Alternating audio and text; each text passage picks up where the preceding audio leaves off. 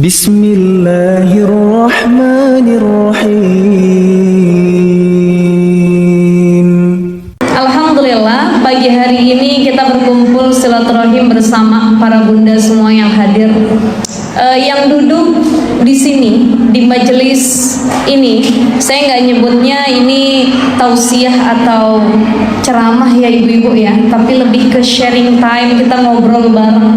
Karena jadi ibu itu nggak mudah, jadi ibu sulit, jadi ibu itu belajar seumur hidup. Jadi ibu itu butuh proses, maka tidak boleh lagi kita menjudge satu sama lain. Oh, lebih hebat ibu yang full time di rumah daripada ibu yang kerja di luar rumah. Oh, lebih hebat ibu yang melahirkan normal daripada yang harus sesar. Oh, lebih hebat ibu yang memberikan ASI full daripada memberikan susu formula dan lain sebagainya. Karena pada hakikatnya setiap ibu itu hebat dengan caranya yang berbeda-beda. Kita nggak bisa sama ratakan karena keadaan kita semua tuh berbeda, ibu-ibu sekalian.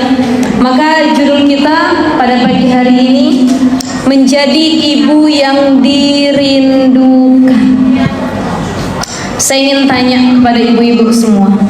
Ibu, bunda, capek nggak jadi seorang ibu? Kayaknya capeknya banyak banget deh bebannya. Tapi bahagia nggak diamanahi anak-anak dari Allah? Nah, ini yang harus jadi reminder penting buat kita semua. Semua kita adalah anak, tapi tidak semua dari kita Allah amanahi jadi seorang ibu. Setiap kita punya orang tua, tapi tidak setiap dari kita Allah amanahi jadi orang tua. Orang tua dalam artian orang tua fisik, biologis. Orang tua yang mampu melahirkan anak-anaknya. Karena ada yang selama hidupnya qadarullah wa masya'a fa'ala, enggak Allah amanahi sama sekali keturunan. Makanya kita yang lagi capek, kita yang suka ngeluh, saya selalu bilang, ibu, seberat apapun cobaan yang sedang kita hadapi, pegang dada kita masing-masing. Taruh tangan kita di dada kita, kita bilang syukur, sabar, ikhlas. Bareng-bareng ibu-ibu. Masalahnya kelar apa enggak? Lebih lega apa enggak? Enggak, karena belum dihayati. Coba sekali lagi. Syukur, sabar, ikhlas. Ya Allah, syukur karena banyak orang yang pengen punya anak tapi gak dikasih anak, ya Allah. Sabar karena jadi orang tua itu istimror, belajarnya seumur hidup. Dan guru terbaik bagi orang tua adalah anaknya. Kita punya anak 2, 3, ada yang 5, bahkan lebih dari itu. Setiap anak masing-masing jadi guru buat kita.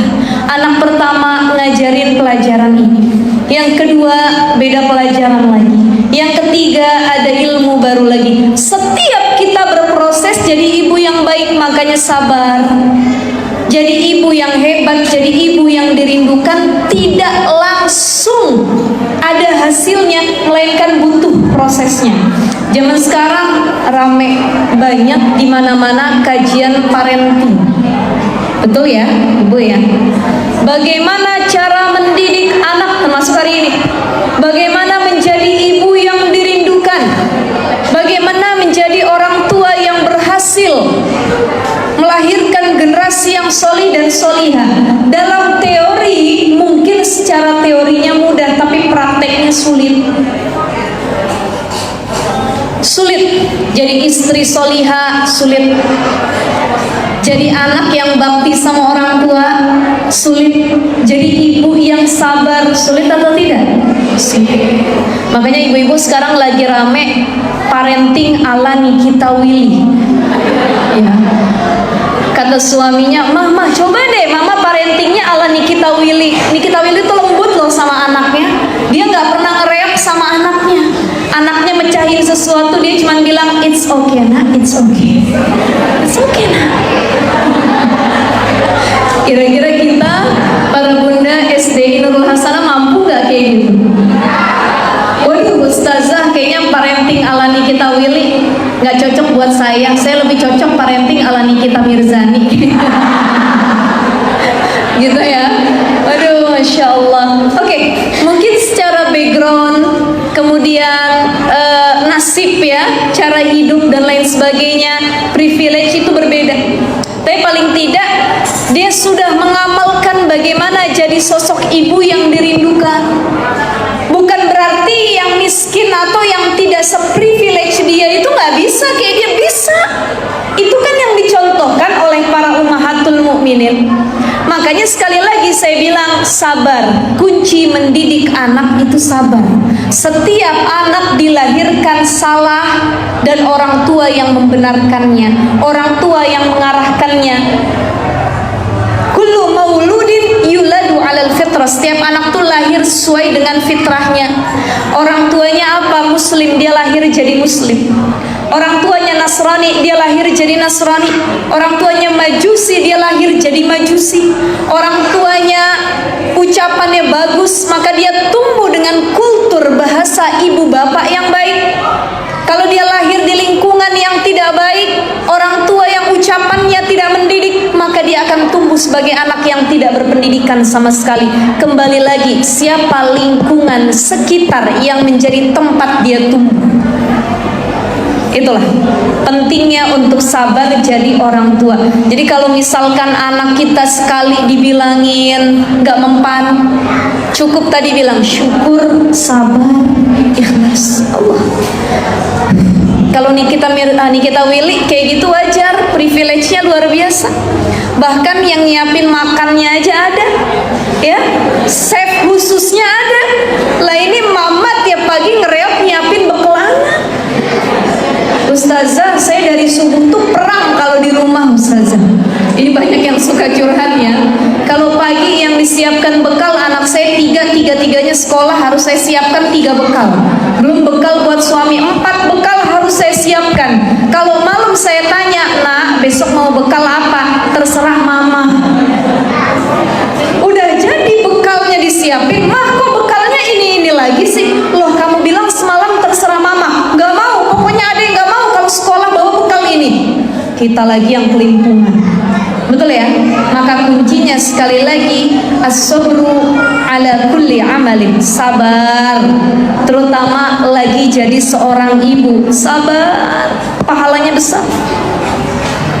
Syukur, sabar, ikhlas. Ngedidik anak itu harus ikhlas. Kenapa? Karena anak amanah dari Allah. Dalam Al-Quran, ketika Allah Subhanahu wa ta'ala mengabarkan bahwa anak itu adalah busyra, kabar gembira. Jadi Al-Quran membahasakan amanah seorang anak itu dengan kata busyra, kabar gembira. Setiap orang yang diamanahi anak pasti gembira, betul nggak? Makanya kata para ulama ada dalam satu buku, perempuan itu punya jiwa. Dalam jiwanya ada sifat yang disebut dengan masokhisme. Apa masokhisme? Masokhisme itu adalah rela menyakiti dirinya sendiri, yang penting dia mendapatkan kebahagiaan dan kenikmatan. Saya mau tanya sama para bunda. Halo bunda, melahirkan itu sakit nggak? Pengen nambah lagi kan? Insya Allah saya doain nambah sebanyak-banyaknya. Saking sakitnya melahirkan, ada yang sampai trauma, ada yang sampai ikut KB, ada yang benar-benar nggak mau. Dia disentuh ketika masa-masa suburnya oleh suami, ada yang bahkan sampai diangkat rahimnya. Saking takutnya melahirkan. Tapi itu hanya sebagian kecil dari perempuan. Mayoritas perempuan tahu melahirkan tuh rasanya sakit, tapi diulang berkali-kali. Kalau baru ngelahirin sehari, 2 hari, sebulan, 2 bulan, ditanya sama suami, mah nanti kita nambah anak kedua ya? Enggak pak, enggak, tolong. Mama masih ingat pembukaan 1 sampai 10 linunya, bukan main. Jadi mama nggak mau nambah anak lagi. Tapi begitu anak sudah mulai besar sedikit, tumbuh jadi balita, sudah melewati masa-masa newborn dan lain sebagainya, kadang kita yang ngerengek sama suami, "Pak, kayaknya mama pengen nambah anak lagi deh, Pak. Tuh temen Pak, udah nambah anak kedua, yuk kita program lagi, Pak." Padahal kemarin dia trauma. Sakit gak melahirkan? Tapi diulang lagi apa enggak? Bahkan ada orang yang melahirkan setiap tahun satu anak. Yang mana? Saling tunjuk.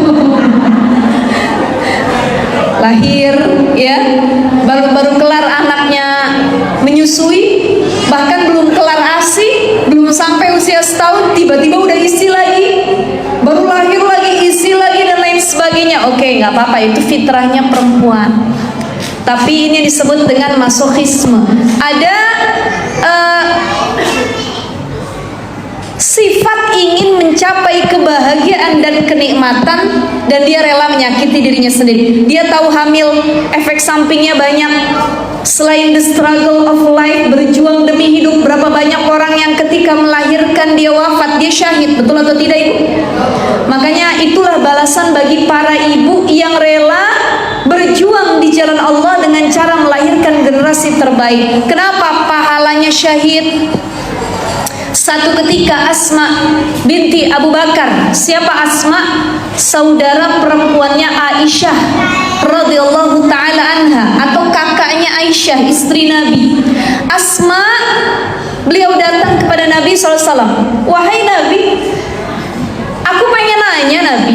Ini Nabi lagi kumpul dengan para sahabat. "Apakah pahala syahid, ya, apakah jihad itu hanya diperuntukkan bagi para laki-laki saja? Kenapa perempuan gak boleh ikut perang ke medan perang? Berarti perempuan gak punya peluang buat dapat pahala syahid, buat ikut berjihad di jalan Allah?" Nabi tertawa, kemudian menghadap ke para sahabat. Kata Nabi bilang, "Wahai para sahabat, kalian dengar pertanyaan dari Asma?" "Dengar wahai Nabi." Nabi pun tertawa. Kemudian Nabi menjawab, "Wahai Asma, tahukah engkau bahwa perempuan juga bisa mendapat pahala jihad? Perempuan bisa syahid di jalan Allah, tapi caranya bukan sebagaimana laki-laki yang berperang fisabilillah, melainkan jihad perempuan adalah dengan cara mengandung, melahirkan, dan membesarkan anak-anaknya. Itu jihad di jalan Allah. Bahkan jadi istri yang taat itu juga jihad. Jihad bagaimana Ustazah? Jihad melawan hawa nafsu. Makanya tugas perempuan sebenarnya gak banyak, cuma satu, taat sama suami. Gak ada lagi tugas perempuan tuh. Kalau ada yang bilang perempuan tugasnya nyuci piring, nyuci baju, nyetrika, beres-beres rumah, masak, gak ada. Itu bukan tugas perempuan. Karena tugas perempuan cuma satu, taat sama suami. Kalau suami minta kita masak, masakin. Kalau suami nyuruh kita nyuci piring, cuciin. Itu namanya istri ya. Jadi kuncinya cuma taat. Kalau kata suami, ya udah mah nggak usah masak hari ini, GoFood aja.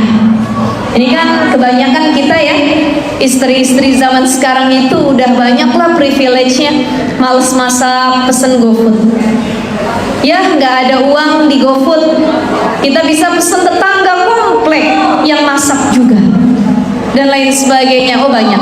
Jadi seperti itu. Tugas perempuan cuma satu, taat sama suami. Itu juga disebut dengan jihad fisabilillah. Kenapa? Karena taat sama suami ujiannya berat.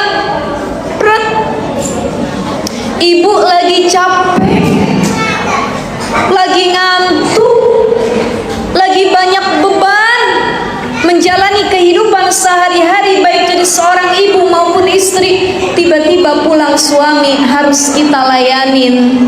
Bu, ibu, berat atau tidak? Tapi itu bukti taat seorang perempuan. Lagi capek, kerjaan banyak, belum ngurusin anak-anak yang masih kecil. Suami pulang minta dimasakin. Kata kita bilang, udah deh Pak, GoFood aja atau beli yang jadi. Enggak, Papa tetap pengennya dimasakin sama Mama. Masakan Mama itu beda dengan yang lain. Berat, kalau diikut nafsu, maka ujung-ujungnya jadi pertengkaran sama suami. Tapi kalau kita ridha, ikhlas, kita taat, itu yang disebut dengan jihad fi sabilillah. Jadi seorang istri, halo, apa yang dilihat? Kita lanjut. Yang kedua, jadi seorang ibu itu juga jihad. Mengandung itu banyak sekali, ada yang morning sick, tiap pagi dia mual. Bahkan saya punya teman yang waktu itu ketika dia hamil selama 7 bulan itu nggak bisa melihat matahari. Jadi kalau melihat matahari rasanya pusing sama pengen muntah. Selama 7 bulan hamil itu ngedekep aja di dalam kamar, nggak keluar-keluar. Tuh jihadnya orang yang lagi hamil.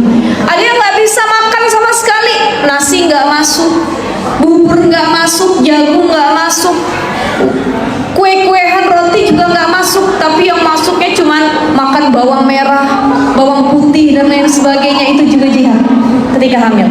Tidur madep kanan pegel, madep kiri pegel, tengkurap, takut kenapa-napa perut kita. Jihad atau bukan, Bu? Melahirkan, yang saya tadi bilang, the struggle of life, berjuang demi hidup. Banyak ibu-ibu yang mohon maaf akhirnya syahid ketika melahirkan. Ada banyak case ataupun kasus keadaan di mana harus dipilih salah satu, bayinya atau ibunya. Ini banyak kejadian. Ya, ada karena preeklamsi, atau ibunya yang punya penyakit berat, atau bayinya yang ada kelainan dan lain sebagainya. Ketika proses operasi melahirkan, dokter nanya sama keluarga, Pak, Bu, ini mohon maaf, kayaknya kalau memang diteruskan ya melahirkan anaknya, mungkin salah satunya nggak selamat. Kalau boleh dipilih, mau dipilih ibunya atau anaknya yang diselamatkan? Suami dan keluarga besar pasti jawabannya ibunya aja. Tapi seorang ibu dia akan mengatakan, anak saya saja dong, anak saya saja, jangan saya yang diselamatin. Itu fitrahnya seorang ibu. Dia akan selalu mengutamakan anaknya dalam setiap keadaan apapun. Coba kalau ibu-ibu lagi dihadapi dengan satu ujian, anak sakit, misal anak demam, demamnya anak cuman berapa hari aja tapi bikin ibu stres. Apalagi kalau anak itu masih baik, ya Allah, tidur nggak bisa, makan nggak nyenyak, sampai kadang-kadang kita berdoa, ya Allah, biar saya aja yang sakit, ya Allah, jangan anak saya. Biar saya aja yang demam, ya Allah, jangan anak saya. Begitu nggak, Bu? Nah, itu fitrahnya seorang perempuan ataupun seorang ibu, ya. Maka sekali lagi, ibu-ibu sekalian dimuliakan Allah, itu ada yang disebut dengan sifat masokhisme, dan itu lazim bagi seorang perempuan. Sebab berjuangnya perempuan baik sedang mengandung, melahirkan, atau ketika dia mendidik anak-anaknya, dihitung syahid di jalan Allah Subhanahu wa ta'ala. Maka kita bicara dulu terkait keistimewaan seorang perempuan. Ibu-ibu yang lahir, kita jadi perempuan yang hadir di sini semua mayoritas perempuan kan? Perempuan tulen? Insya Allah ya. Karena banyak zaman sekarang ini orang yang operasi kelamin, merubah ciptaan Allah. Yang tadinya dia laki-laki jadi perempuan, yang perempuan jadi laki-laki. Tapi insya Allah ini tulen semua ya. Ada beberapa keistimewaan dari seorang perempuan yang Allah ciptakan. Pertama, ya, perempuan itu memiliki kodrat yang tidak dimiliki oleh laki-laki, mengandung, melahirkan, menyusui. Perempuan Allah kasih rahim, rahim kita nyebutnya. Dari kata rahim artinya kasih sayang. Itulah kenapa perempuan atau seorang ibu lebih peka, karena Allah hadiahkan rahim. Laki-laki nggak pernah melahirkan, mengandung, menyusui dan lain sebagainya. Itu cuma dikhususkan buat seorang perempuan karena Allah kasih rahim dalam tubuhnya. Ada banyak kejadian, ya. Berapa tahun yang lalu saya ngeliat tuh ada kasus di mana ternyata perempuan ini laki-laki, dia lahir dengan kelamin ganda. Ya, secara fisik, postur, mohon maaf, bentuk alat kelamin perempuan. Walaupun dua alat kelamin, tapi lebih condong kepada alat kelamin perempuan. Begitu dicek, dan ini kan cek ini cuma bisa dilakukan oleh orang-orang yang punya biaya di rumah sakit ya. Kalau orang-orang kampung ya sudah gitu. Dia merasa kok ada ketertarikan kepada perempuan. Setelah dicek, beberapa kali visit ke dokter, ternyata tidak ditemukan rahim dalam tubuhnya. Dan ada dua kelamin ganda yang ternyata dia adalah laki-laki lebih condongnya. Jadi banyak case ataupun kasus di mana ketika bayi lahir dia punya dua kelamin dan harus dipilih dia lebih condong kemana. Lihat unsur organ yang ada dalam tubuhnya. Oh ternyata dia punya rahim, maka dia perempuan. Setelah ditelisik nggak ada rahim sama sekali di tubuhnya. Oh ternyata dia lebih condong kepada laki-laki. Gitu, ya. Nah itu operasi kelamin untuk menguatkan mana gender yang lebih kuat, salah satunya diperbolehkan. Tapi kalau operasi kelamin yang tadinya fitrahnya dia perempuan, dia rubah jadi laki-laki, atau dia laki-laki tapi dirubah jadi perempuan, maka hukumnya berdosa. Nauzubillah min zalik. Mudah-mudahan insyaallah anak kita nggak ada yang seperti ini ya Bu ya. Nauzubillah min zalik. Jadi fitrah perempuan, keistimewaan perempuan yang pertama tadi, dia punya rahim Allah kasih, rasa kasih sayang. Itulah kenapa kalau boleh ditimbang-timbang rasa peka dan kasih sayang seorang ayah sama ibu lebih kuat ibunya. Coba, ibu itu punya feeling yang tidak dimiliki oleh seorang ayah. Kenapa? Sekali lagi ada rahim. 9 bulan anak kita pernah ngendep di sini bahasanya. Kalau kata orang Betawi itu ngedekem di sini Bu, nggak pindah-pindah dia. 9 bulan, maka ada ikatan batin antara seorang ibu dengan anaknya. Ada satu momen di mana ibunya punya feeling kuat. Oh, kayaknya anak saya ini sedang nggak baik-baik saja. Oh nak, nggak usah berangkat nak, ibu feelingnya nggak enak, takut ada apa-apa dan lain sebagainya. Inilah Allah hadiahkan rahim yang tidak dimiliki oleh laki-laki. Yang kedua, tadi rahim melahirkan, mengandung, menyusui, ya. Wal walidatu yurdi'na auladahunna haulaini kamilaini liman arada ayyutimma radha'ah. Keistimewaan perempuan adalah qadarullah Bu, Allah alirkan air susu dalam tubuh kita perempuan. Itu kalau dipikir secara akal awalnya kan nggak ada, betul nggak Bu?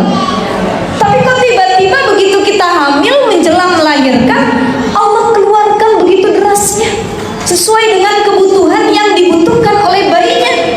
Nah, ini yang disebut dengan keistimewaan perempuan dibandingkan laki-laki. Rahim, kemudian dia mengandung, melahirkan, menyusui. Yang ketiga tadi punya sifat masokhisme, rela menyakiti diri sendiri, berubah postur tubuh, tidak secantik sebelum melahirkan, yang penting dia bahagia melihat anaknya. Maka seorang ibu kalau habis melahirkan, dia nggak nanya keadaan dia, tapi yang dia tanya pertama kali sama dokter bidan, dok, gimana anak saya? Selamat atau tidak? Sehat nggak anak saya dok? Laki-laki atau perempuan? Itu yang ditanya, pasti utamanya keadaan anak, bukan lagi keadaan dirinya. Terserah, kalau saya mah yang penting anak saya selamat, saya bisa melihat ya Allah. Itu masokhisme ya. Yang keempat, ada keistimewaan yang Allah kasih buat perempuan. Perempuan itu multitasking, bisa mengerjakan sesuatu atau beberapa hal dalam satu waktu. Ibu sambil gendong anak, sambil masak, sambil nyalain mesin cuci, sambil nyuci piring, bisa nggak? Kelar nggak? Itu hebatnya perempuan. Saya pun bingung, ya. Dia sambil ngukus masakan, dia sambil nyapu, anak sambil digendong pakai gendongan belakang, nyiapin kakaknya yang mau berangkat sekolah, kelar semuanya. Maka perempuan ini multitasking, luar biasa. Beda sama laki-laki yang dia kalau sudah fokus dengan satu hal, dia nggak bisa fokus dengan hal yang lainnya. Coba deh, ibu titipin anak sama ayahnya yang lagi main handphone, dilihatin apa enggak? tiba-tiba anaknya jatuh, tiba-tiba anaknya kabur. Ada banyak video-video viral seorang ayah dia suruh ngejagain anaknya di atas stroller, didorong ya, ternyata anaknya turun dari stroller, dia jalan aja sambil main HP, begitu dilihat anaknya nggak ada di dalam stroller. Saking fokusnya dengan satu hal yang sedang dia lakoni. Beda dengan seorang ibu tuh kenapa kalau punya anak kecil tidurnya nggak nyenyak ya Ustazah? Betul, karena tingkat kepekaannya luar biasa. Kita tidur malam, anak cuma ngerengek dikit, bangun. Coba ayahnya, anaknya sudah sampai teriak-teriak, itu belum dibangunin kecuali istrinya yang marah dan merepet ke sana kemari. Ayah bangun, bikinin susu itu. Itu tingkat kepekaan seorang perempuan ya. Maka perempuan ini multitasking. Dia mampu mengerjakan sesuatu dalam satu hal, banyak hal dalam satu waktu gitu. Multitasking. Makanya ibu-ibu, kalau suami ya, ibu titipkan satu amanah pekerjaan, kemudian dia tidak selesaikan, wajar, karena mereka nggak bisa fokus. Kan sering kita dengar ya, kalau kata dokter Aisyah Dahlan begitu, karena mereka nggak multitasking. Ibu nyuruh suami angkat jemuran lagi musim hujan, suaminya lagi baca buku atau main handphone, ayah tolong ya angkat jemuran. Dia nggak dengar karena lagi fokus. Akhirnya lama-lama yang angkat jemuran bukan suami, tapi istrinya yang turun tangan. Karena apa? Karena suami atau laki-laki tidak bisa melakukan banyak hal dalam satu waktu. Ini keutamaan seorang perempuan multitasking. Maka ada beberapa hal bagaimana seorang ibu bisa dirindukan oleh anak-anaknya. Ya, sekali lagi kita nggak dituntut jadi ibu hebat, enggak. Tapi kita mesti jadi ibu yang dirindukan oleh anak-anaknya. Nggak semua ibu hebat itu dirindukan oleh anaknya, tapi semua ibu yang dirindukan pasti ibu yang hebat di mata anak-anaknya. Betul ya Bu ya? Apa saja hal-hal yang harus kita lakukan agar kita bisa dirindukan oleh anak-anak kita? Pertama, seorang ibu itu harus bisa masak, bukan jago masak. Saya kalau melihat wajah ibu-ibu yang hadir, insya Allah ini para chef semua nih. Chef untuk anak-anak dan suaminya. Karena ya yang tadi saya bilang, ibu-ibu apalagi yang anaknya masih sekolah SD, itu kalau pagi pasti rumah itu kayak mau perang, kayak kapal pecah. Ibunya ngoceh kesana kemari nyiapin bekal anaknya. Bahkan ada sekarang istilah FOMO. Apa itu FOMO? Fear of missing out, pengennya ikut-ikutan. Jadi ibu zaman sekarang itu harus ikut tren, apalagi masalah perbekalan anak. Oh, anaknya selebgram ini, public figure ini, tempat makan, tempat minumnya mereknya Smiggle. Anak saya juga harus begitu. Padahal anaknya nggak minta, tapi emaknya yang repot beli merek itu. Sampai ngutang sana sini, bayar di Shopee Pay Later dan lain sebagainya, biar anaknya ikut tren. Yang kedua, udah dia repot ngurusin banyak bekal anak, tiap pagi ibu ini searching bagaimana model bekal buat anaknya. Oh, nasinya harus mirip model apa namanya?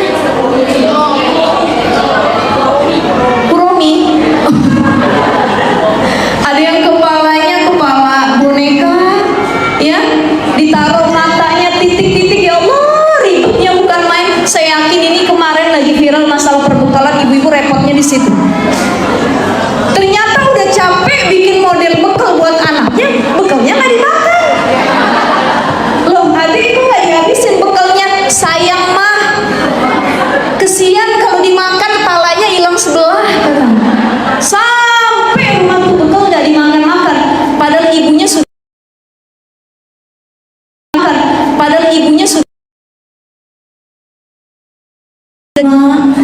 bawahnya pakai selada, ya, daging ayamnya dipotong-potong model jalanan dan lain sebagainya. Oke, boleh, tapi bukan itu esensi sebenarnya. Ada ibu yang luar biasa model bekalnya, tapi nggak ada rasanya bekalnya. Betul ya Bu ya? Tapi ada yang ya saya mau ustazah, anak saya nggak dimodelin bagaimana bekalnya. Tapi kalau tiap pulang tuh bekal licin habis. Jadi ibu ini mesti bisa masak, bukan jago masak. Kita bedakan bisa sama jago. Kalau jago itu dia bisa masak segala hal, kue apapun ya, resep apapun bisa dia bikin. No, bukan itu. Tapi minimal bisa dan dirindukan masakan kita sama anak-anak kita. Coba kita yang sudah besar, sudah jadi orang tua, kita punya kampung, orang tua kita tinggal di kampung. Tiap lebaran pengen pulang kampung, ya Allah, pengen pulang kampung, rasanya pengen makan sambal buatan ibu, pengen makan lontong sayur buatan ibu. Padahal kita sudah jadi orang tua, tinggalnya sudah jauh. Itulah yang disebut ibu yang dirindukan, karena dia berhasil menawan cita rasa lidah dari anaknya. Bukan hanya anaknya, tapi suaminya pun gak mau makan di mana-mana. Ada suami yang setiap makan dimanapun, sekalipun atau sekali itu restoran yang mahal, dia bilang sama istrinya, "Mah, gak enak sambelnya, tetap buatan mama paling enak." Ibu senang gak kalau digituin sama suami? Senang banget ya Bu ya. Kalau bisa uang belanja ditambahin juga gitu. Jangan cuma dipuji saja gitu ya. Bahkan itu suami, bagaimana kalau anak kita, "Mah, aku gak pengen masakan yang lain, aku gak pengen masakan mbak mah, aku cuma pengen masakan mama." Masakan mama top nomor 1, tidak ada yang mengalahkan, kata anaknya. Bahagia atau tidak? Bahagia. Maka jadilah ibu yang bisa masak, bukan jago masak. Ini salah satu karakter ibu yang dirindukan oleh anak-anaknya. Rame mungkin sebagian ada yang jadi wanita kaya, tapi sesibuk apapun kita, saya ingin sampaikan, anak itu tetap perhatiannya nomor 1 ya. Nih, kalau poin pertama adalah jadilah ibu yang bisa masak, bukan jago masak. Poin kedua, jadilah ibu yang pandai menyentuh anaknya, punya bonding yang kuat terhadap anak-anaknya. Karena banyak ibu yang cuek bebek, dia merasa anaknya udah nggak perlu dikasih sentuhan, anaknya nggak perlu dibelai lagi, anaknya nggak perlu disayang lagi. Bahkan dia sudah punya ART, dia sudah punya pembantu rumah tangga, diserahkan semua itu kepada pembantu rumah tangga, termasuk dalam urusan, mohon maaf, perkara babysitter. Kalau kita mampu nyewa babysitter, mangga silahkan, nggak ada yang melarang. Sebanyak apapun duit kita, semahal apapun yang bisa kita keluarkan, silahkan, dengan catatan tetap pendidikan dan sentuhan nomor 1 ada pada seorang ibu. Karena tugas babysitter itu cuma gantiin baju, nyiapin makanan, beresin dia, bantuin mandi dan lain sebagainya. Nah, tugas utama seorang ibu adalah ibu yang pandai memberikan sentuhan dan perhatian. Ada ibu yang saking sibuknya, mohon maaf saya tidak ingin membandingkan, semua kita hebat. Jangan pernah kita merasa yang ibu rumah tangga full lebih banyak waktunya sama anak kita daripada yang wanita karir. Sering kita menjudge begini, dia mah ibu bekerja, dia mah nggak sayang sama anaknya, nggak perhatian. Nih kalau saya 24 jam full di rumah, ya, welcome sama anak saya. Bagaimanapun keadaannya saya ada di rumah, nggak tentu yang waktunya paling banyak dia paling bagus hubungan sama anak. Dan gak tentu juga kalau yang waktunya paling sedikit sama anak hubungannya gak baik, gak juga. Karena paling inti hubungan ibu dengan anak itu bukan di kuantitas waktunya, tapi kualitas. Ada yang IRT full, tapi 24 jam sehari semalam sama anaknya berantem mulu.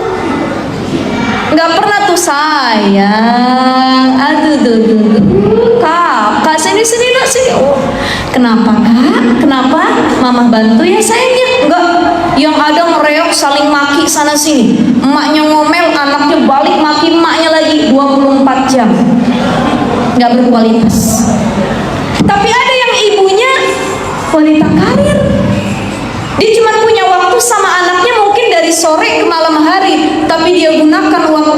sebaik mungkin. Nah, kalau habis maghrib ngajinya sama ibu ya nak ya. Kalau habis maghrib sudah ngaji, kita makan bersama full satu keluarga. Saya sekitar 1 bulan yang lalu naik Grab, Bu. Saya naik Grab habis kajian. Saya nggak bawa mobil sama supir waktu itu, kebetulan dekat ya. Grabnya ini orang tua yang usianya sudah sekitar 69 tahun, sudah pensiun. Jadi beliau nanya sama saya, dari mana Mbak? Oh ya, saya habis kajian Pak. Oh iya. Ada satu momen dia bawa Grab itu hampir nabrak. Saya bilang, hati-hati Pak. Iya Mbak. Kata saya udah kabur-kabur. Loh berapa Pak usianya? 69. Oh dulu saya kerjanya di PLN Mbak, jadi pegawai karyawan PLN. Kemudian akhirnya pensiun ya. Karena pensiun di rumah, saya ngerasa nggak ada kegiatan, malah saya lebih cepat sakit. Jadi orang tua tuh kalau dia biasanya ada kerjaan, tiba-tiba dia pensiun nggak ada kerjaan, malah lebih sakit, bosen di rumah. Akhirnya bilang sama anak saya pengen ini deh, pengen nyari kegiatan nge-Grab. Dan dia cerita sama saya, Masya Allah, selama berumah tangga, anak-anaknya itu paling tua usianya ada yang sekitar 35 tahun ya, sudah berkeluarga semuanya. Dia bilang dari anaknya kecil sampai anaknya dewasa, dan sesibuk apapun ibu bapaknya bekerja, ada satu momen yang nggak boleh kelewat, makan malam bersama di satu meja makan. Dan itu nggak boleh ada yang alfa sama sekali, kecuali ada yang urgent. Karena di waktu makan malam bersama duduk ayah, ibu, anak-anak, ini adalah waktunya sharing, waktunya bonding, waktunya ngasih perhatian, saling memberikan unek-unek dan lain sebagainya, membangun kedekatan. Dia bilang, Mbak, saya ada momen wajib yaitu makan malam bersama. Pokoknya ngobrol di situ.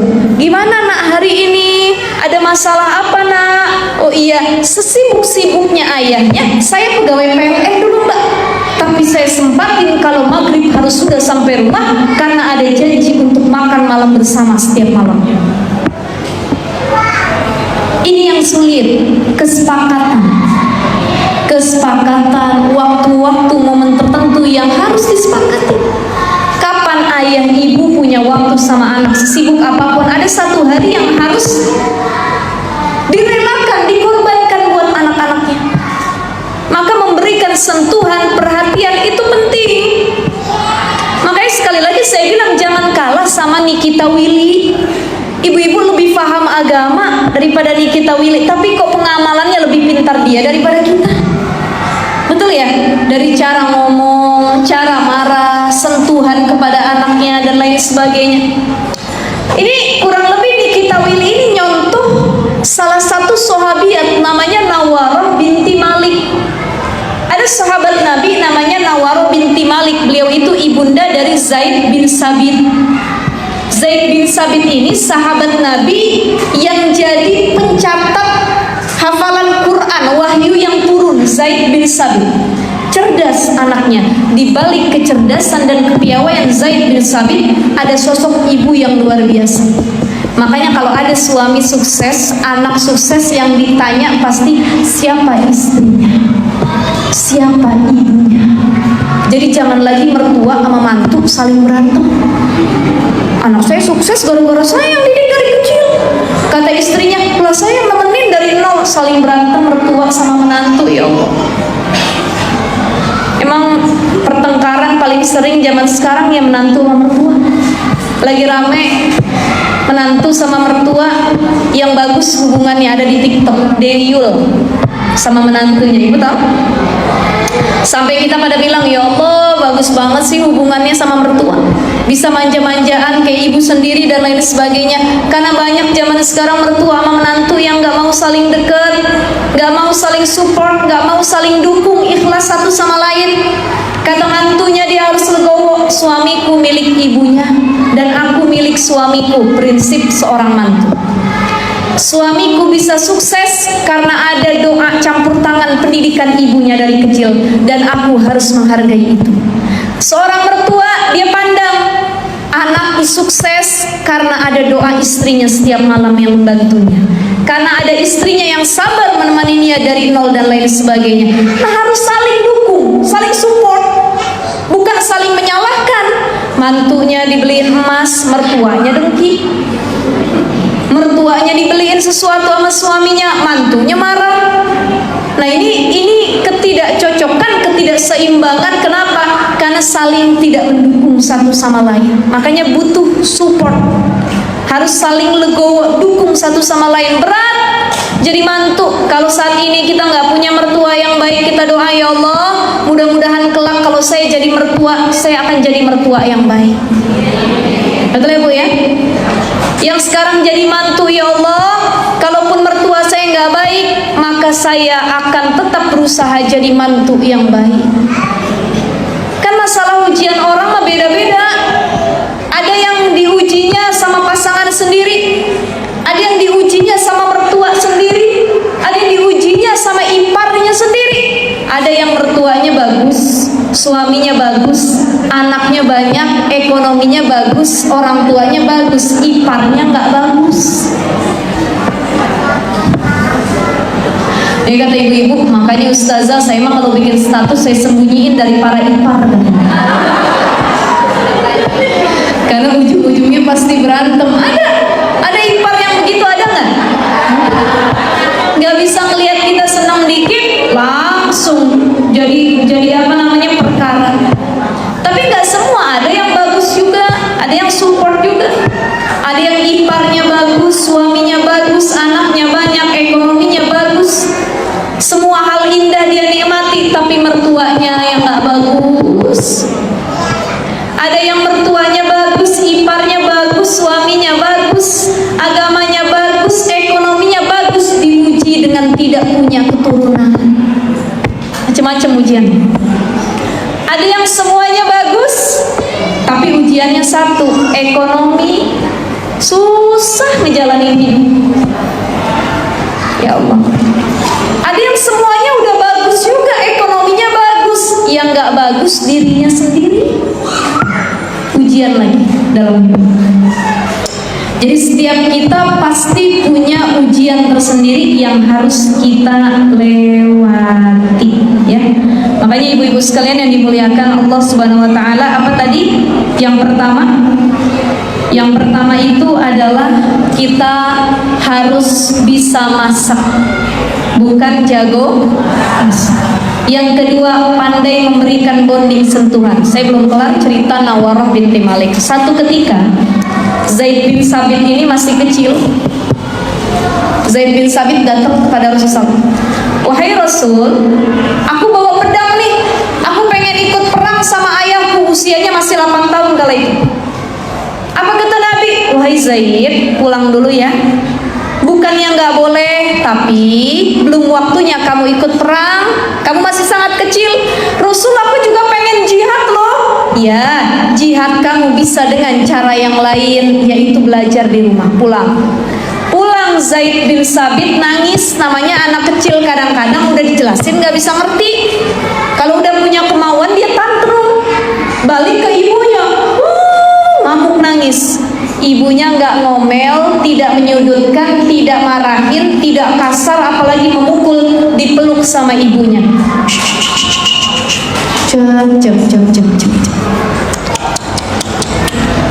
Nangis sayang, nangis, gak apa-apa.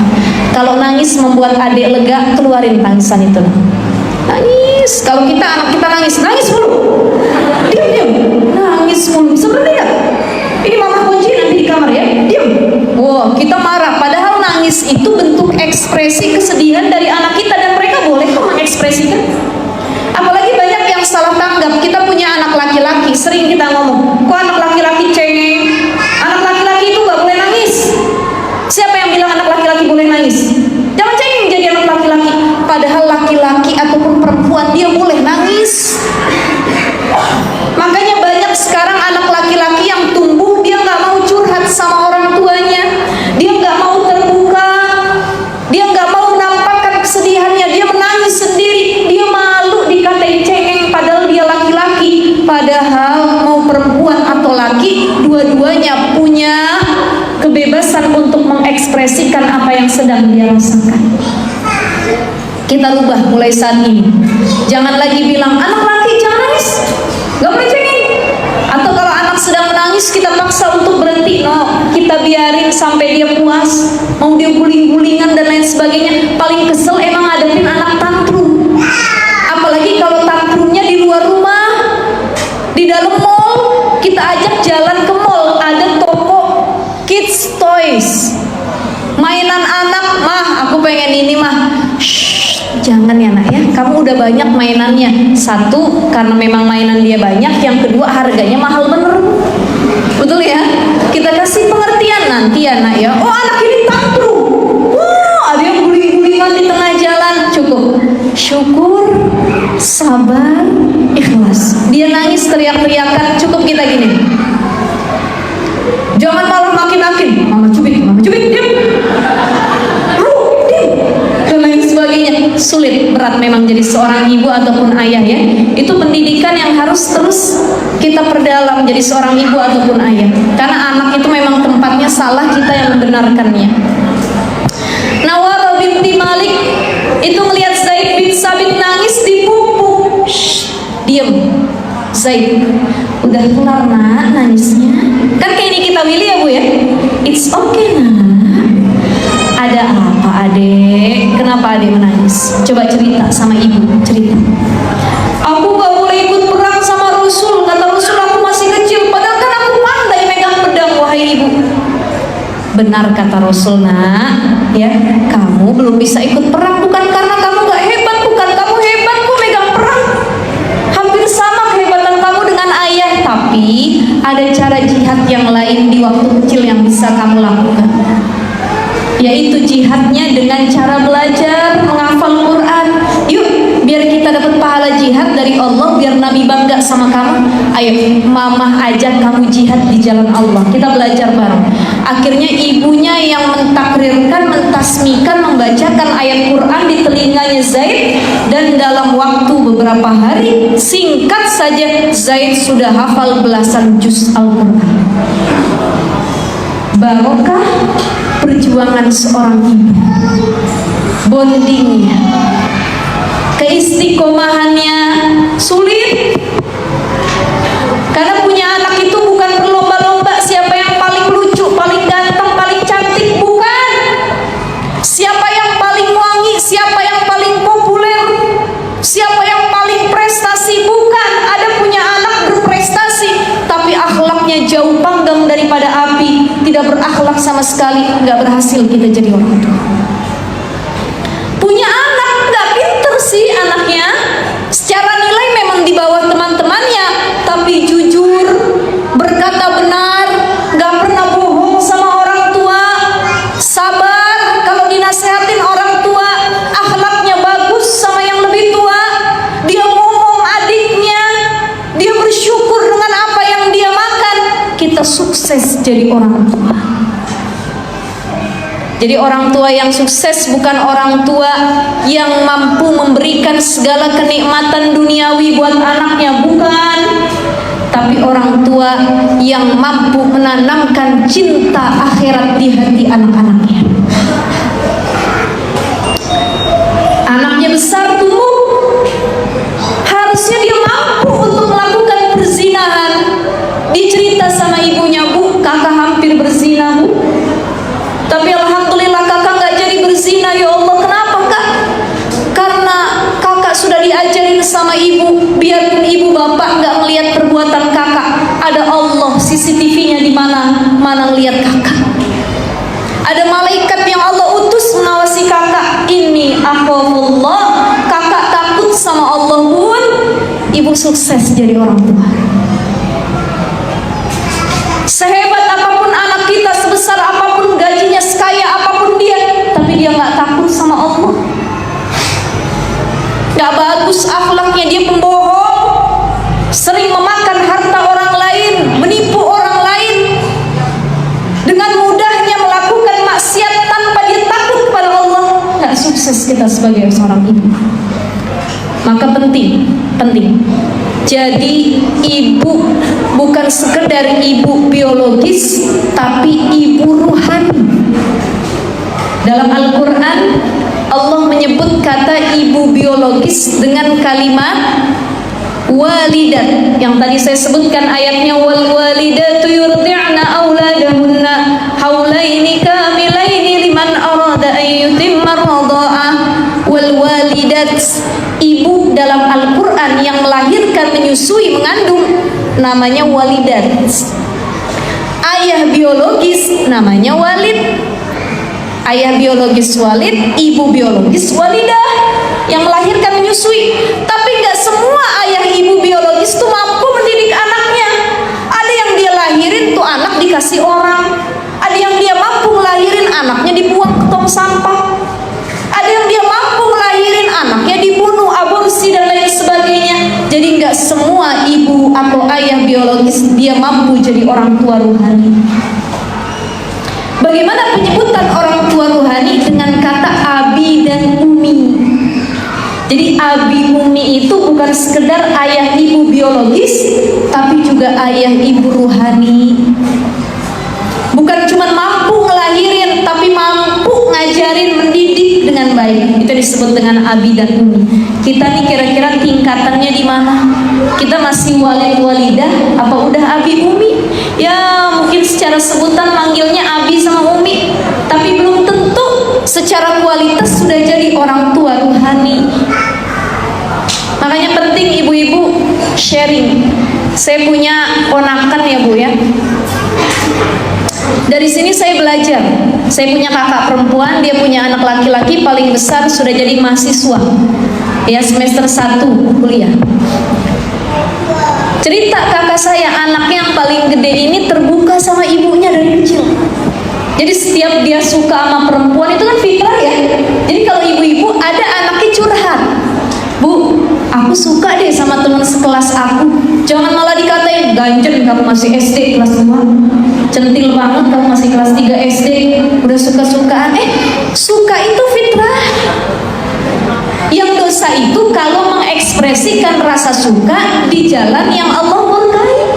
Kalau sekedar suka mah dia fitrah, apalagi dia sukanya sama lawan jenis, harusnya kita bangga. Alhamdulillah anak saya normal berarti ya Allah. Yang takut adalah tatkala anak kita nggak pernah curhat, dia suka sama lawan jenis. Ternyata dia punya orientasi seksual yang menyimpang. Dia suka sama sesama jenis. Pantesan dari SD sampai SMA nggak pernah bilang, mah ada temen aku tuh yang cantik mah, ada temen aku yang aku sukain, kayaknya dia juga suka deh sama kakak mah. Nggak pernah cerita gitu. Bisa jadi ada penyimpangan seksual. Saya punya ponakan dari SD sampai kuliah sekarang dikit-dikit nelpon kakak saya ibunya. Bun, kakak mau cerita deh Bun, padahal kuliahnya jauh di Jogja. Cerita apa? Kata kakak saya. Kakak nih ada yang disuka Bun. Ya, tapi dia nih bilangnya maunya pacaran sama kakak. Kakak bilang kakak nggak mau pacaran Bun, nanti aja udah lulus kuliah kita nikah langsung. Dia bilang nggak mau, dia nggak bisa LDRan dan lain sebagainya. Tapi kakak cinta banget Bun, suka sama dia katanya. Ya, alhamdulillahnya kakak saya, ibunya itu ngasih feedback yang bagus. Gak apa-apa kakak suka, ya namanya suka-sukaan mah boleh, tapi kakak harus tetap gak ngelewatin batas. Kalau ada apa-apa curhat sama bunda, jangan sampai kebablasan dan lain sebagainya. Sukanya kakak wajar, apalagi masa-masa pubertas. Ya, jadi kalau anak curhat, jangan langsung dipatahkan hatinya, jangan langsung dibikin down. Ada anak yang curhat, dia tuh merasa ibu bapaknya tuh jadi rumah. Inilah pentingnya Nawara binti Malik mengajarkan kepada kita, kalau orang tua itu harus jadi rumah ternyaman bagi anak-anaknya. Banyak anak yang merasa tidak nyaman di rumahnya sendiri, yaitu di hadapan ibu bapaknya. Ada lagu yang masyhur tuh, kukira kau rumah, nyatanya kau cuman aku singgah, gitu ya. Saya lupa lanjutannya gimana. Artinya lagu ini tuh menggambarkan curhatan. Ada seorang anak yang punya harapan, dikirain orang tuanya tuh tempat kembali, maksudnya tempat berkeluh kesah, mengerti keadaan anak. Tapi ternyata orang tuanya cuman menjadikan anaknya sebagai investasi dunia. Mohon maaf, Ibu, Bunda, saya ingin sampaikan ini, banyak curhatan. Ustazah, saya nggak mau pulang kampung, saya nggak mau nengokin orang tua, saya udah betah di ibu kota, merantau, punya pendapatan. Karena kalau saya pulang ke rumah, ke kampung nengokin orang tua, ada luka, trauma yang tidak bisa saya sembuhkan. Orang tua saya bukan lagi jadi tempat ternyaman, malah jadi tempat yang paling menyakitkan buat hati saya. Ada yang udah berhasil di ibu kota, dia jarang pulang ke rumah orang tua, tapi dia rajin ngirim buat orang tuanya. Kenapa? Karena kalau sudah ketemu orang tua, ada inner child, luka masa lalu yang timbul. Bahkan kalau ditelepon sama orang tuanya, yang ditanya bukan gimana nak kabarnya, sehat, gimana keluarganya, anak-anaknya, aduh ibu rindu sama cucu dan lain sebagainya. Tapi yang ditanya sama orang tua, nak udah transfer belum bulan ini, udah ngirim ibu duit belum? Kalau bisa yang gedean, kamu kan sekarang jabatannya naik, yang besar lah kalau ngirim ibu. Yang diharapkan cuma uangnya. Ini banyak nih, makanya kita belajar lagi jadi orang tua. Mungkin orang tua kita dulu gak sempurna, banyak kurangnya, tapi kita belajar untuk memaafkan dan tidak meniru apa yang dilakukan oleh orang tua kita. Ya, jangan kita punya luka terhadap orang tua, kita tiru lagi. Udah nanti kalau saya jadi orang tua gitu juga, jangan. Tapi bagaimana saya bisa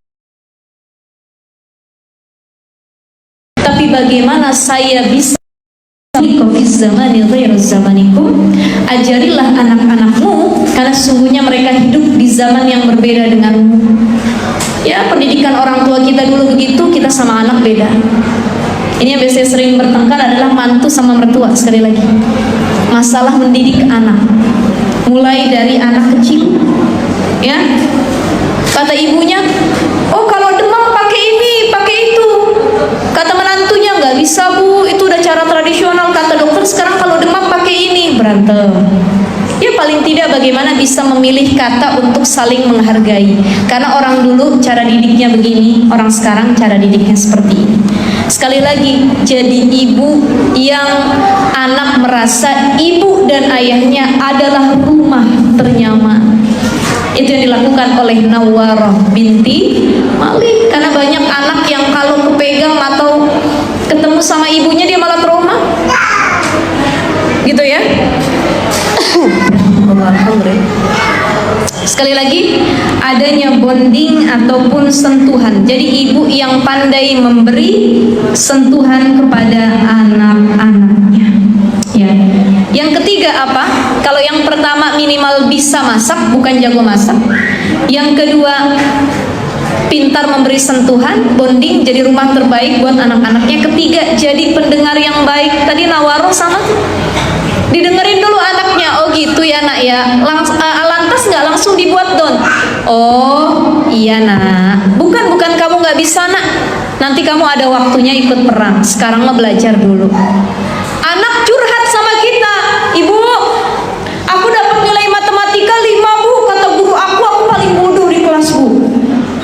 Marah kita orang tua, emang kamu mah bodoh, disuruh belajar juga nggak pernah mau. Kalau diajarin sama ibu ngelawan mulu. Down anaknya, ya Allah di sekolah diomelin, nilainya jelek, nyampe rumah dihina sama ibu sendiri, gimana nggak makin down? Maka jadi pendengar yang baik. Yang keempat, ibu itu harus jadi madrasatul ula, pendidik utama buat anak-anaknya kalau pengen dirindukan. Jadi anak itu tumbuh dengan dua hal. Yang pertama nature, yang kedua kultur. Anak tumbuh secara nature, fitrah. Anak bisa ngomong, itu fitrah. Dari bayi dia masuk ke balita dia bisa ngomong, fitrah. Anak nangis ketika lapar, itu fitrah. Ya, lapar bisa ngomong, bisa makan, yang tadinya makan yang harus disaring, empati, tiba-tiba teksturnya naik. Kemudian yang keras makan nasi sudah bisa, itu fitrah. Tapi apa yang dimakan, apa yang dibicarakan ketika dia berbicara, itu namanya kultur, budaya. Dan bahasa paling fenomenal, kultur paling fenomenal adalah bahasa seorang ibu. Anak bisa makan karena dia belajar empati. Tapi apa yang dimakan, lihat ibu bapaknya orang mana. Oh, ibu bapaknya orang Padang. Dari bayi dia udah makannya rendang, gulai, ya, yang bersantan-santan. Kan ibu bapaknya hobi makannya itu sesuai adatnya kan. Oh, lahirnya di Jawa, di Jogja, dari kecil udah dikasih gudeg sama krecek, kan sesuai dengan wilayahnya. Lahirnya di mana? Oh, orang Betawi, orang Ciledug. Oh, makannya gado-gado dari kecil, doyan dia, ya. Saladnya orang Betawi kan gado-gado ya Bu ya. Kita kadang-kadang sosokan pengen makan salad, padahal salad itu udah sering kita makan. Betawi apa? Gado-gado, toprak dan lain sebagainya. Itu kan saladnya orang Indonesia ya Bu ya. Nah, itu tergantung dari apa yang dimakan orang tua. Orang tuanya orang Sunda, otomatis sehari-hari bahasanya bahasa. Kok anaknya pinter ngomong Sunda dari kecil? Ya iya, emak bapaknya kan orang Sunda. Makanya tiap hari pasti diajak ngomongnya, ade, areka mana? Ih, elah menigelis pisan, iya teh kasep, iya teh gelis, ngomongnya Sunda. Anaknya tumbuh bisa bahasa Sunda. Coba kalau anak ibu lahirnya di Arab, kira-kira bisa nggak bahasa Arab? Bisa. Saya waktu itu umroh, ada ibu-ibu samping saya bilang, ya kita habis sholat maghrib, ada anak Arab, lucu banget, cantik-cantik ya Bu ya. Saya godain, Masya Allah, manis muka, manis muki. Dijawab sama dia, ini Fatimah, ini Masya Allah Jamilah. Dia ngomong bahasa Arab nih, bla bla bla bla. Kata ibu-ibu samping saya, jamaah, Ustazah, saya nih salut. Ini anak-anak Arab cakep-cakep bener. Yang kedua, mereka pinter bener ngomong bahasa Arabnya. Saya langsung nge-fresh gitu ya Bu ya. Saya bilang, ya iya tuh mereka pinter bahasa Arab. Mereka orang Arab, saya bilang. Kalau mereka lahirnya di Ciledug juga bahasa Betawi ngomongnya Bu ya. Ini kan lahirnya di Arab. Jadi bahasa apa yang diucapkan tergantung siapa orang-orang lingkungan sekitarnya. Ibu bapaknya membiasakan ngomong seperti apa. Ya, maka ibu-ibu sekalian yang dimuliakan Allah Subhanahu wa taala, itulah jadi ibu yang memberikan teladan. Madrasatul Ula, persiapkan teladan tersebut bukan hanya ketika sudah punya anak, tapi dari sebelum kita punya anak. Ada beberapa kisah yang luar biasa. Ibu tahu Siti Fatimah? Siti Fatimah itu siapa? Hah? Anaknya Rasulullah. Yang keberapa? Terakhir. Anaknya Nabi ada berapa jumlahnya? 1, kedua. Ibu tahu Nikita Mirzani? Anaknya siapa namanya? Masya Allah. Oke. Nabi punya anak 7. Yang bungsu tuh Sayyidah Fatimah radhiyallahu anha. Suaminya namanya Ali bin Abi Thalib. Sayyidah Fatimah ini punya kebiasaan yang luar biasa. Beliau itu tidak akan menyusui anaknya kecuali berwudu terlebih dahulu. Anak kita udah pada SD, ya Allah, Ustazah baru tahu saya telat sekarang. Ya, ini kadang-kadang kita nyusuin anak kita sambil nonton gosip, sambil nonton Korea, ya, nonton berita yang lagi viral, dengerin lagu. Padahal waktu menyusui ini adalah waktu yang sangat fenomenal, waktu-waktu apa disebutnya keramat. Kalau lagi nyusuin anak, ya itu kan kita lagi physical touch ya, lagi bonding nih sama anak nih, breastfeed, sentuhan. Anak tuh ngeliatin ibu, kadang-kadang megang mukanya ibu, kadang-kadang noel-noel ibu, tuh masih bayi tuh. Maka waktu terdekat ibu dengan anaknya ketika mereka sedang menyusui, banyakin doain anaknya. Rabbi habli minas shalihin, Rabbi ij'alni muqimas salati wa min zurriyyati, Rabbana wa taqabbal du'a. Allahumma inni u'idzuha bika wa zurriyyataha minasy syaithanir rajim. Rabbana hab lana min azwajina wa zurriyyatina qurrata a'yun waj'alna lil muttaqina muttaqina imama. Tiup ubun-ubunnya. Inna anzalnahu fi lailatul qadar wa ma adraka ma lailatul qadar. Bacain Quran. Pas anak lagi nyusu sama kita, doain, ya Allah jadiin anak saya soleh, hafidh, jadi anak-anak yang jujur. Itu waktu terbaik kalau pengen doain anak. Makanya Sayyidah Fatimah kalau belum nyusuin anaknya, pas mau nyusuin itu wudu dulu, mempersiapkan generasi terbaik. Dimulai dari ibunya wudu dulu, disusuin anaknya. Ini Masya Allah. Kita aduh ustazah wudu capek bener rasanya wudu terus gitu. Memang berat, tapi itulah amalan orang-orang soleh. Ada lagi ibunda Imam Syafi'i. Imam Syafi'i ibu kenal? Kenal di mana? Tahu ya, pernah dengar ya? Ada 4 mazhab yang masyhur. Ada Imam Ahmad bin Hambal, ada Imam Malik, Imam Abu Hanifah, ya, mazhab Hanafi, ada lagi Imam Syafi'i.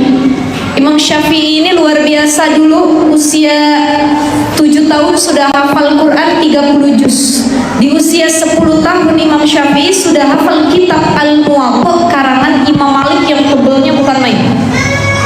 Ternyata dari semenjak kecil ibunya Imam Syafi'i ini adalah seorang perempuan yang waro. Waro itu apa? Berhati-hati dalam bertindak, terutama dalam perkara duniawi. Dia takut ngasih makan yang tidak halal ke perut anaknya. Kenapa? Anak yang dikasih makan perkara yang haram sama orang tuanya, efeknya nggak main-main. Kenapa udah gede dia jadi orang yang ahli maksiat, dia jadi pembohong, dia gampang melakukan dosa, dia gampang berdusta dan lain sebagainya. Bisa jadi ada yang haram masuk ke perutnya. Ibunda Imam Syafi'i paling hati-hati, nggak mau anaknya tuh masuk yang haram ke perutnya. Satu ketika dalam riwayat kisah, Imam Syafi'i ini lagi masa menyusui sama ibunya. Habis disusuin, kenyang, tidur, Imam Syafi'i masih baik, ditaruh. Ibunya keluar sebentar, anaknya nangis, kedengeran sama tetangga, masuk tetangganya ke rumahnya, kebetulan lagi nyusuin juga. Karena ibunya nggak kedenger, mungkin lagi jemur pakaian atau bagaimana ya, dan lain sebagainya, atau lagi di dapur.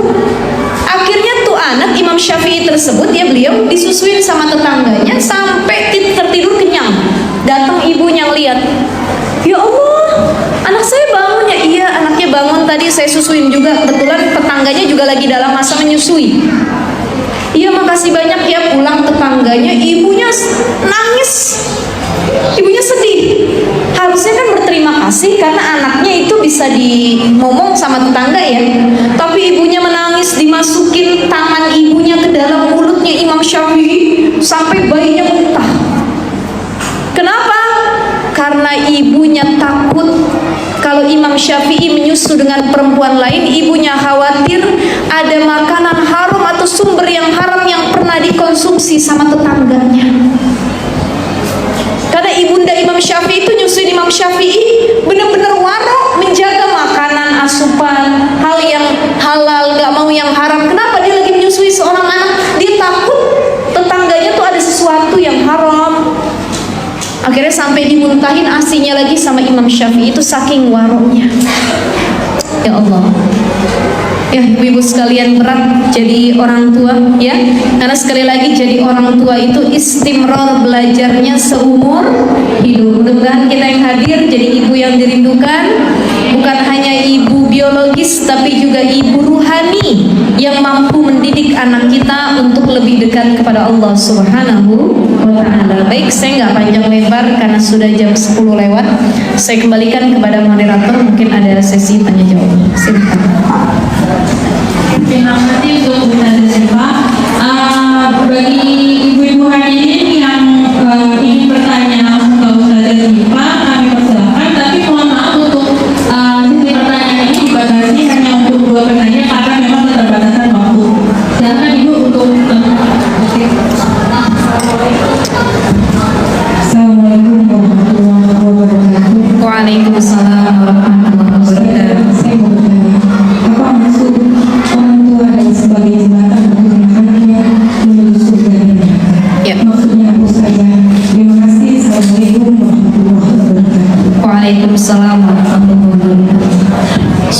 atau kita kumpulkan dulu? Langsung jawab saja. Baik. Bismillahirrahmanirrahim. Ada satu ayat yang berbunyi surah At-Tahrim ayat 6. Bismillahirrahmanirrahim. Ya ayyuhalladzina amanu qu anfusakum wa ahlikum nar. Itu ayat yang masyhur, sering kali kita dengar. Kata Imam Ali Qatadah, makna qu anfusakum wa ahlikum nar, yakni qu anfusakum bi af'alikum wa qu ahlikum bi wasiyatikum. Jadi anak itu bisa jadi jembatan orang tuanya, atau orang tua bisa jadi jembatan anaknya untuk menuju surga atau neraka. Betul, karena Allahnya udah ngasih wanti-wanti, jagalah dirimu. Bagaimana cara menjaga dirimu? Bi'af'alikum, dengan perbuatanmu selama di dunia. Waku ahlikum, dan jaga keturunanmu, saudaramu, keluargamu, anak cucumu. Biwasiyatikum, dengan pendidikan, wasiat-wasiat yang kau berikan. Ada orang tua yang mohon maaf, dia bagus secara afalnya, perbuatannya dia jaga dari neraka. Ibunya nutup aurat, ngajinya rajin dari Senin sampai Minggu, ibunya selalu ada kajian taklim full 7 hari taklim tiap hari. Senin bajunya kuning, Selasa hijau, Rabu merah, sampai Minggu OTD-nya berganti-ganti, ngaji terus. Ya, ayahnya ahli ikut kajian juga, bahkan ayahnya nih ahli bolak-balik jamaah ke masjid, ahli sodako juga. Tapi mohon maaf, ibunya sibuk ngaji, ayahnya juga sibuk menjaga perbuatan dia bagus untuk akhirat.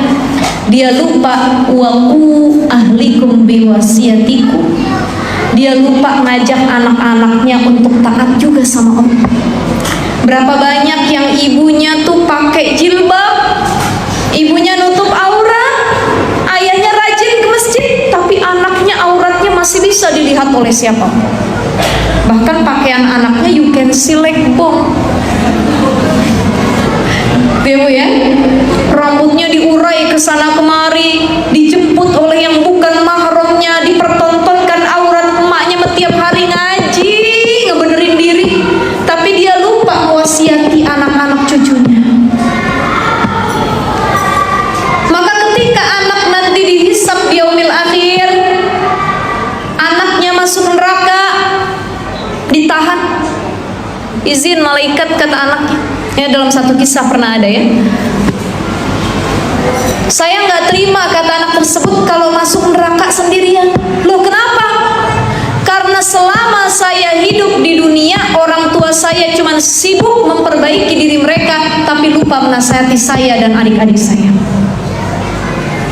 Mereka sibuk ngaji sana sini, tapi nggak pernah ngajak anaknya untuk ngaji. Mereka sibuk nutup aurat, tapi nggak pernah keras nyuruh anaknya untuk menutup aurat. Maka penting biwasiyatikum. Kalau orang tua pengen menjembatani anaknya untuk masuk surga bareng-bareng sekeluarga, ajarkan rasa takut kepada Allah, ajarkan tauhid sejak dini, kasih wasiat-wasiat yang baik. Ini saya sampaikan terus di mana-mana ya ibu-ibu ya.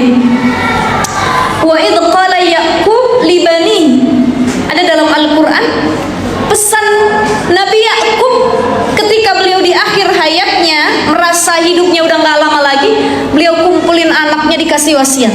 Wa idh qala Ya'qub li banihi ma ta'buduna min ba'di, wahai anak-anakku, ayah kumpulkan kalian semua di sini. Ayah pengen tanya, kalau nanti ayah, ibu, kalau bahasa orang Betawi emak sama bapak udah kagak ada nih, nyak sama babeh nanti udah kagak ada, kira-kira kalian masih nggak nyembah Allah? Mata'buduna min ba'di, apa yang kalian sembah? Sama siapa kalian nanti ibadah kalau ibu bapak udah nggak ada? Itu wasiatnya Ya'qub yang harus jadi pelajaran contoh buat kita. Di akhir hayat, di masa tua, kita tanya sama anak-anak, nak, kalau ibu bapak udah nggak ada, siapa yang ingetin kamu sholat nanti? Kalau ibu bapak udah nggak ada, masih nggak kamu taat sama Allah? Masih nggak kamu nutup aurat? Masih nggak kamu baca Quran? Jangan-jangan gara-gara ibu bapak udah nggak ada, kamu nggak lagi beriman sama Allah.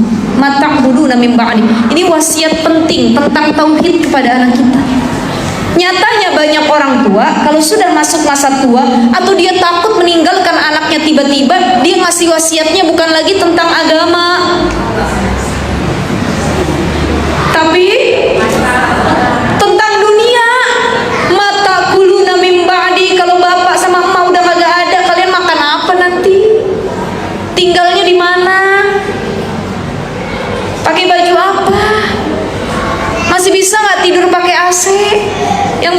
listrik sekolah siapa? Itu dipikirin. Padahal mah kalau yang namanya rizki Allah yang udah atur. Wa ma min dabbatin fil ardi illa 'ala Allahi rizquha. Bahkan binatang melata aja tuh yang nggak punya kaki dia ada rizki.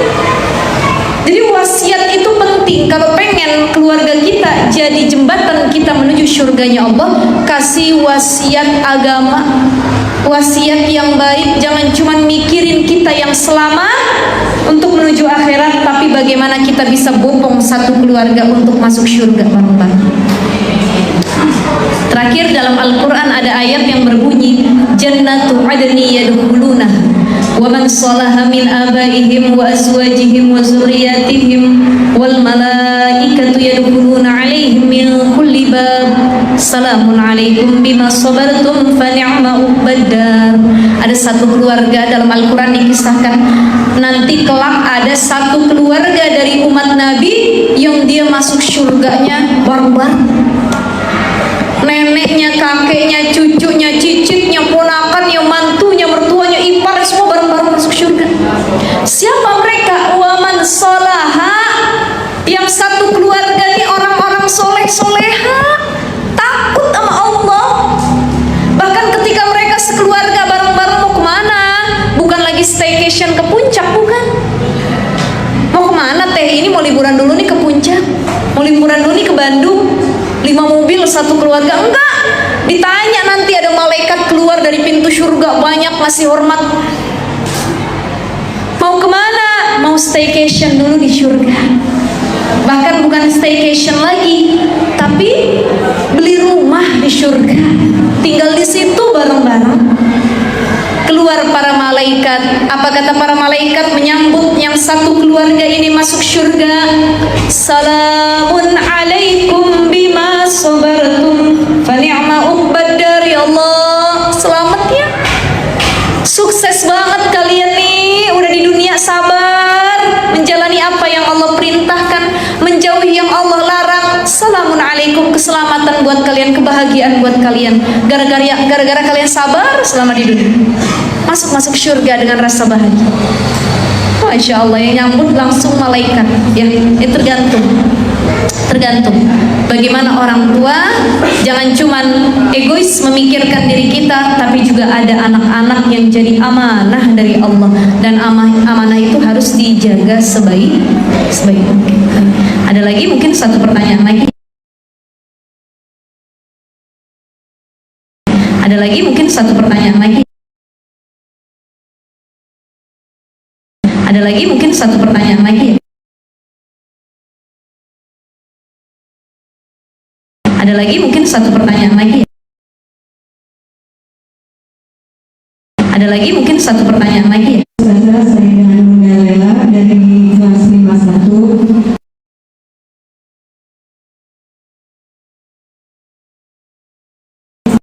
Alhamdulillah Ustazah, mohon doanya hari ini saya kajian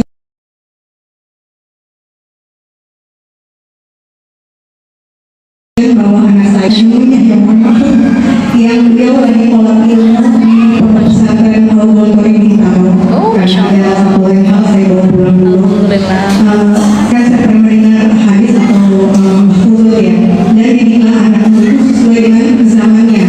Ya Ustazah ya, kalau zaman sekarang mungkin tidak semua Ustazah ada sebagian orang. Kenapa sih di pesantren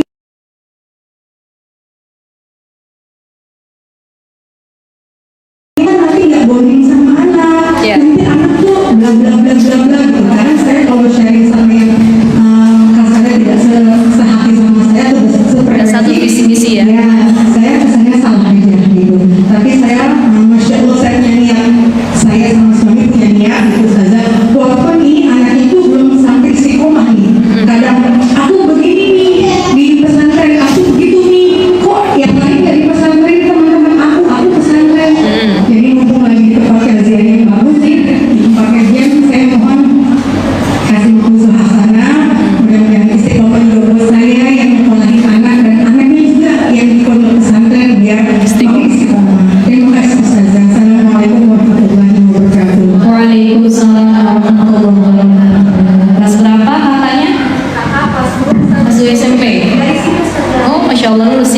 ya, SDI.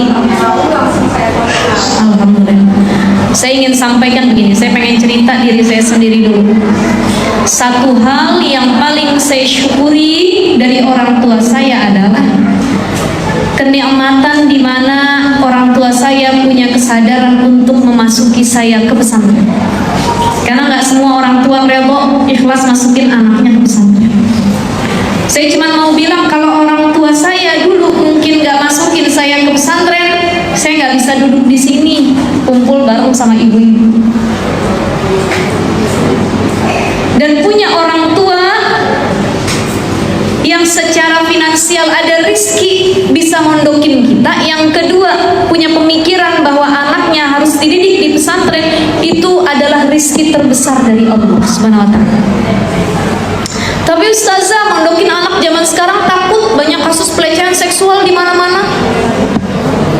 Berak sayang sama anak dulu, saya pernah punya anggapan ketika saya dipondokin sama orang tua. Di kakak kelas 1 SMP saya masuk pondok. Ya, saya masuk pondok. Begitu masuk pondok saya belum betah, 1 tahun saya nggak betah di pondok, pengen pulang aja. Pindah pondok pesantren, 2 tempat tuh. Di pondok yang kedua baru saya betah, bahkan Masya Allah kalau mau ditelisik, mau flashback kejadian dulu saya awal mondok bu, itu pernah di satu momen orang tua saya tuh ngejenguk. Saya ngambek pengen pulang, saya dipegangin sama 3 orang ustazah, saking saya tantrum ngamuk, pengen pulang, pengen berhenti, saya bilang nggak betah di pondok dan lain sebagainya. Lepas pegangan mereka, saya lari kabur dari pondok. Depan pondok itu kali gede, saya naik ke atas kali, saya ancam orang tua saya kalau nggak berhenti mondok saya loncat dari sini. Itu hal lucu yang jadi kenangan buat saya. Masya Allah, ya ibu-ibu ya. Itu hal lucu yang jadi kenangan buat saya. Tapi saya bersyukur sama Allah saya bisa melewati hal tersebut. Pulang ke rumah sebentar, seminggu, kata orang tua saya mau berhenti beneran. Ya, saya bilang. Benar-benar selama seminggu tuh orang tua saya keras di rumah. Keras di sini bukannya mukul. Saya nggak boleh keluar dari kamar sama sekali. Makan dianterin, bak princess putri dianterin, nggak boleh ngapa-ngapain. Kata ibu bapak saya bilang gini, nggak apa-apa kalau nggak mau mondok, nggak apa-apa. Kan kamu yang jalanin.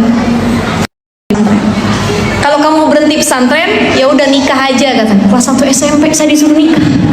Saya takut dong ibu ya. Saya bilang, ya udah deh. Akhirnya saya punya kesadaran untuk balik lagi ke pesantren. Waktu itu belum memaknai. Saya pikir anak yang di pesantrenin tuh gara-gara orang tuanya jahat, orang tuanya nggak sayang, orang tuanya nggak punya bonding, orang tuanya nggak perhatian, orang tuanya nggak suka lama-lama dengan anaknya, makanya anaknya di pesantren. Tapi anggapan itu pudar, salah. Itu bentuk suuzon kita kala itu. Saya baru merasakan nikmatnya bisa jadi santri pesantren tuh sekarang. Bahkan nyesel kalau ditanya, ustazah pengen mondok lagi nggak? Pengen banget balik jadi santri lagi kalau boleh. Cuman kan nggak boleh, sekarang udah jadi istri, udah jadi ibu gitu ya, udah susah. Saking nikmatnya dulu belajar di pondok pesantren, nggak ada tugas yang lain yang harus kita lakukan. Orang tua tuh sayang, bukan karena dia jahat, bukan karena ngebuang, bukan, tapi pengen kamu terdidik dan terpelihara dari gangguan zaman saat ini. Sekolah di rumah tuh nggak lebih baik dari yang di pesantren. Kalau ibunya memang dia mampu mempertanggungjawabkan pergaulan anak di rumahnya, silakan, kalaupun nggak mau pesantren.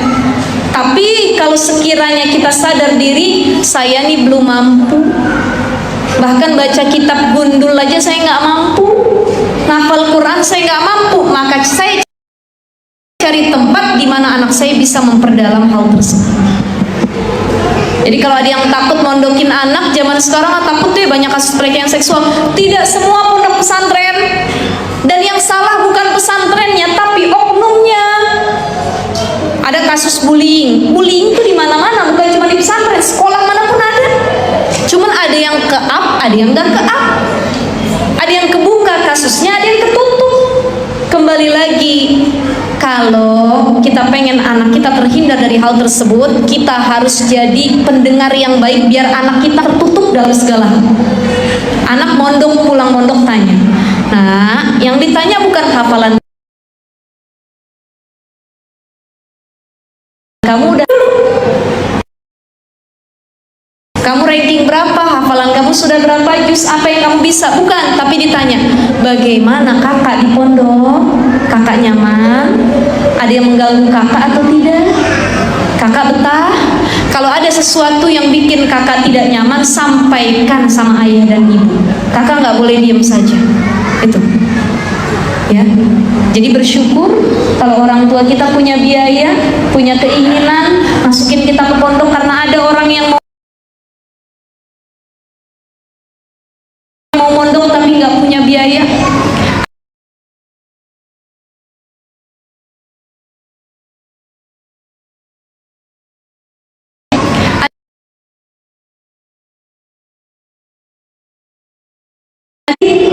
Ya, maka yang punya anak mau mondok dan orang tuanya mengizinkan untuk mondok, insya Allah orang-orang pilihan di sisi Allah.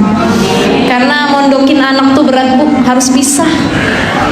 Ini kan dekat ya, Bintaro ya. Wah, kalau misalkan anak kita jauh, ada yang mondokin di Jawa Tengah, Jawa Timur, bahkan di luar kota dan lain sebagainya. Nah itu perlu apa ya, rasa ridho, ikhlas. Sekali lagi, kita pisah bukan karena kita nggak sayang sama anak kita. Kita pisah sama anak yang di pesantren semata-mata karena kita sayang agar dia terdidik dengan agama yang lebih baik lagi. Itu ya, insya Allah mudah-mudahan dibetahin